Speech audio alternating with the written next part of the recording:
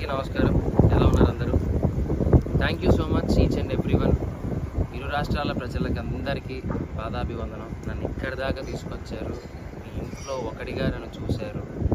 ఇంతకన్నా నేను చెప్పుకోవడం అంటూ ఏమీ లేదు. గెలవలేను అనుకున్న వాడిని గెలుపు దాకా తీసుకొచ్చి గెలిపించారు. అంతకన్నా నాకు ఇంకా వేరే అదృష్టంగా నేను ఏం ఫీల్ అవ్వట్లేదు. Thank you so much to each and everyone.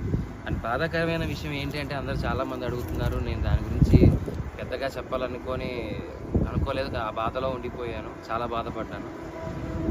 Car అద్దాలు పగలగొట్టారు. బయటికి రా, నీ అంతా చూస్తా అన్నారు.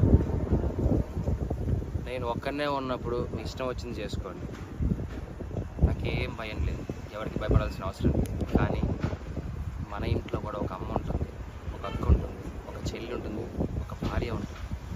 వాళ్ళు మన పక్కన ఉన్నప్పుడు మనం ఎలా ప్రవర్తించాలి అనేది కూడా మనం కొంచెం ఆలోచిస్తే బాగుండు అని నా అభిప్రాయం.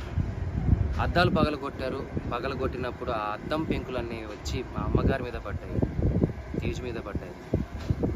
ఏమీ ఎవరికి కాలేదు కాబట్టి సరిపోయింది. అదే ఆ పెంకుల వల్ల ఏదైనా జరగరాని జరిగిందంటే, ఆ రాళ్ళ వల్ల తల పగిలి ఎవరికైనా ఏదైనా జరిగిందంటే నేను ఈరోజు ఎవరిని కోల్పోయేవానో నాకు తెలియదు. ఇలాంటివి ఇంకెప్పుడు ఎవరికి జరగకూడదు. ఇలాంటివి ఎప్పుడు ఎవరికి చేయకండి. మీకు కోపం ఉంటే తిట్టండి, పడతాను. కామెంట్ పెట్టండి, చూస్తాను. ఇంకా కోపం ఉంటే వీడియోలు తీసి పెట్టండి. ఎలాగో పెట్టారు, నా కుటుంబాన్ని మొత్తం బాధ పెట్టారు. నేను ఏది పట్టించుకోవట్లేదు. ఎందుకు అంటే నేను నమ్ముకుంటే నా హీరో, నా గురువు మాస్ మహారాజా రవితేజ గారు, ఆయన వచ్చి నాకు అవకాశం ఇచ్చిన రోజు నేను గెలిచాను. నేను బయటికి వచ్చిందే ఆ గెలుపులో వచ్చాను.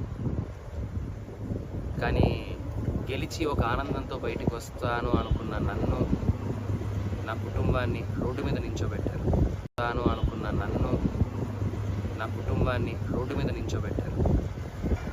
అది చాలా బాధ వేసింది. పర్లేదు,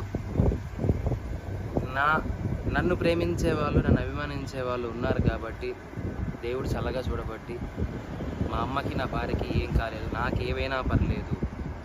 మన ఇంట్లో ఆడవాళ్ళు మన పక్కన ఉన్నప్పుడు కొద్దిగా జాగ్రత్త వహిస్తే బాగుంటుంది. జరగరాని ఏదైనా జరిగితే కప్పు పోతే తిరిగి తెచ్చుకోవచ్చు, డబ్బు పోతే తిరిగి సంపాదించవచ్చు, మనిషి పోతే తిరిగి తీసుకొని రాలేమండి.